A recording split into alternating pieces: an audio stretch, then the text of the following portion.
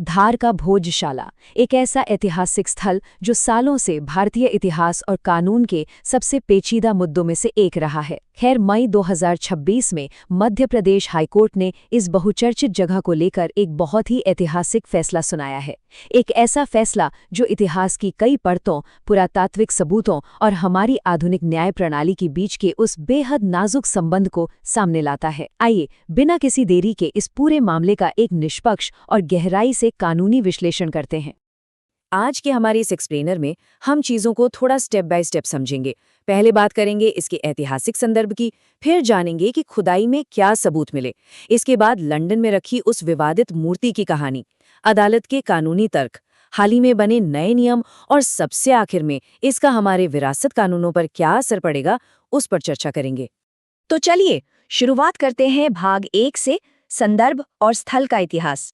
किसी भी विवाद को समझने के लिए उसकी जड़ों तक जाना जरूरी है। अब इस परिसर की असल में दो बिल्कुल अलग-अलग ऐतिहासिक पहचानें हैं। एक तरफ 11वीं सदी में परमार वंश के राजा भोज द्वारा स्थापित एक महान संस्कृत शिक्षा केंद्र और देवी सरस्वती का मंदिर है, और दूसरी तरफ 14वीं और 15वीं सदी में खिलजी शासकों द्वारा इसमें किए गए इस्लामिक बदलाव है, जिनमें कमाल मौला मस्जिद और सूफी दरगाह शामिल हैं। मतलब ये वास्तुकला का एक ऐसा अनूठा संगम है जहां प्राचीन मंदिर के ढांचे को इस्लामिक शैली के साथ मिलाया गया है। अगर हम इस पूरे विवाद की टाइमलाइन पर नजर डालें तो इसकी जड़ें बहुत पुरानी हैं। 1034 ईस्वी में इसकी स्थापना हुई। फिर सालों बाद 1875 में ब्रिटिश काल के दौरान धार में उस मशहूर मूर्ति की खोज हुई। मामला आगे बढ़ा और 2003 में ASI यानी भारतीय पुरातत्व सर्वेक्षण का वो आदेश आया जिसमें दोनों समुदायों को अलग अलग दिन पूजा और नमाज की इजाज़त मिली। और अब ये सिलसिला सीधे 2026 के मध्य प्रदेश हाईकोर्ट के ऐतिहासिक फैसले तक आ पहुंचा है। अब आते हैं भाग 2 पर, पुरातात्विक साक्ष्यों की खोज। सच कहूं तो यही वो हिस्सा है जिसने इस पूरे केस की दिशा तय की। 2024 में ASI ने पूरे 98 दिनों तक एक वैज्ञानिक सर्वेक्षण किया था, और आपको पता है इसकी रिपोर्ट कितनी लंबी थी? पूरे 2189 पन्नों की। अदालत ने अपना फैसला काफी हद तक इसी रिपोर्ट पर आधारित किया है। इस रिपोर्ट में साफ साफ बताया गया है कि मौजूदा ढांचे में पहले के परमार काल के मंदिर के खंभों का दोबारा इस्तेमाल किया गया है। खुदाई में हिंदू और जैन मूर्तियां मिलीं, और तो और एक 15वीं सदी का खिलजी काल का शिलालेख भी मिला है जिसमें मूर्ति तोड़े जाने और मंदिर को मस्जिद में बदलने का सीधा जिक्र है। इसी खुदाई में एक और बहुत ही कमाल की चीज मिली जिसे सर्पबंध कहते हैं। ये क्या है? दरअसल ये खंभों पर सांप के आकार में उकेरे गए संस्कृत व्याकरण के बहुत ही जटिल चित्र या डायग्राम हैं। अदालत के लिए ये एक बहुत बड़ा और ठोस सबूत था कि ये जगह सिर्फ एक पूजा स्थल नहीं थी, बल्कि एक बहुत बड़ा और प्रतिष्ठित गुरुकुल था जहां व्याकरण की उच्च शिक्षा दी जाती थी। आइए अब भाग 3 की ओर बढ़ते हैं, जो इस कहानी का एक बहुत ही दिलचस्प पहलू है, लंदन की विवादित मूर्ति। ये पूरी बहस 1034 ईस्वी की एक संगमरमर की मूर्ति से भी जुड़ी है, जो फिलहाल ब्रिटिश म्यूजियम में रखी है। अब विवाद ये है कि इस मूर्ति को लेकर 2 अलग-अलग दावे हैं। उसी मूर्ति के शिलालेख पर वाग्देवी यानी सरस्वती और अंबा दोनों का नाम लिखा है।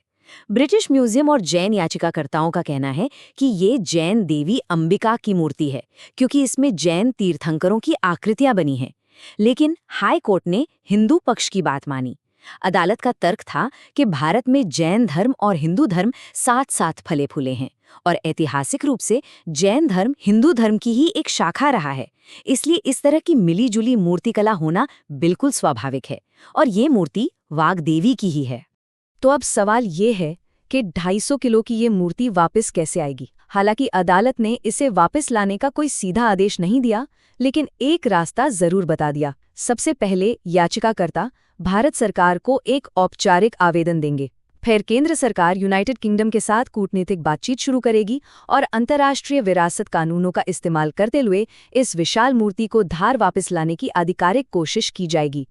चलिए अब भाग 4 की बात करते हैं, अदालत का कानूनी तर्क। आखिर मध्य प्रदेश हाईकोर्ट ने ये 242 पन्नों का ऐतिहासिक फैसला किन आधारों पर दिया? अदालत के फैसले की सबसे बड़ी नींव 2019 का अयोध्या का सुप्रीम कोर्ट वाला फैसला था। उसके 10 सिद्धांतों को यहाँ लागू किया गया, जिसमें पुरातत्व को एक बहुत ही ठोस वैज्ञानिक सबूत माना गया। अदालत ने यह भी माना कि इस जगह पर सदियों से हिंदू पूजा बिना किसी रुकावट के होती आ रही है। दूसरी तरफ मुस्लिम पक्ष ऐसा कोई ऐतिहासिक दस्तावेज पेश नहीं कर पाया जिससे ये साबित हो कि ये जमीन कभी वक्फ संपत्ति थी। अंत में अदालत ने यही निष्कर्ष निकाला कि जो मकबरा या मस्जिद का ढांचा है वो बाद में जोड़ा गया था और इससे स्थल का मूल धार्मिक चरित्र बिल्कुल नहीं बदलता। भाग 5 पर आते हैं, नए नियम और प्रतिक्रियाएं। अब इतने बड़े फैसले के बाद जमीन पर चीजें कैसे बदल रही हैं और लोगों का इस पर क्या कहना है। एएसआई का 2003 वाला आदेश अब रद्द हो चुका है, जिससे बहुत बड़ा बदलाव आया है। पहले क्या था, हिंदू मंगलवार को पूजा करते थे और मुस्लिम शुक्रवार को नमाज पढ़ते थे, लेकिन अब हिंदू समुदाय को रोजाना बिना किसी रोक टोक के पूजा करने का अधिकार मिल गया है। वहीं परिसर में नमाज पढ़ने पर पूरी तरह से रोक लगा दी गई है। अदालत ने कहा है कि राज्य सरकार मुस्लिम समुदाय को धार में ही मस्जिद बनाने के लिए कोई दूसरी वैकल्पिक जमीन देगी। साथ ही अब एएसआई के साथ मिलकर एक नया ट्रस्ट इस जगह का प्रबंधन करेगा। इस फैसले के बाद प्रतिक्रियाएं आना तो स्वाभाविक था। हिंदू याचिकाकर्ताओं ने इसे एक ऐतिहासिक जीत माना है। उनका कहना है कि एएसआई की रिपोर्ट ने सच सामने ला दिया है कि वहां पहले एक प्राचीन स्मारक था जिसे नुकसान पहुंचाया गया था। अब वे पूरी श्रद्धा के साथ देवी वाग्देवी की मूर्ति को फिर से स्थापित करने की तैयारी कर रहे हैं। दूसरी तरफ मुस्लिम नेताओं ने इस फैसले पर काफी गहरी चिंता जताई है।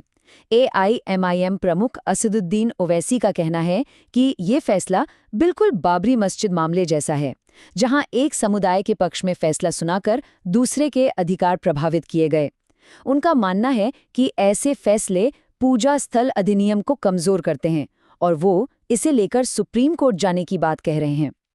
और हमें जैन समुदाय की प्रतिक्रिया को भी निष्पक्ष रूप से देखना चाहिए।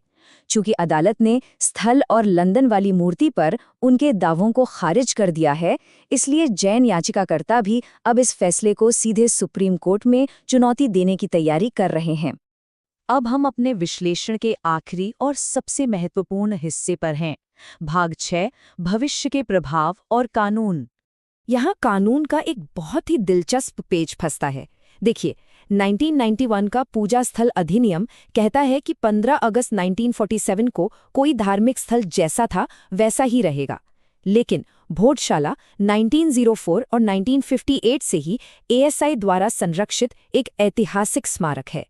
बस इसी बात ने इसे एक कानूनी ग्रे जोन में डाल दिया।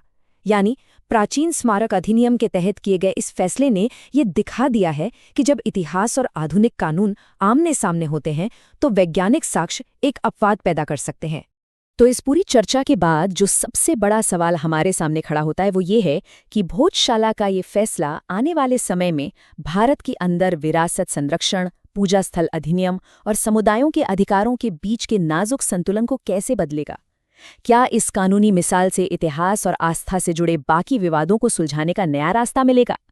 ये एक ऐसा सवाल है जिस पर हम सबको गंभीरता से विचार करना चाहिए। आज के सेक्सप्लेनर में बस इतना ही।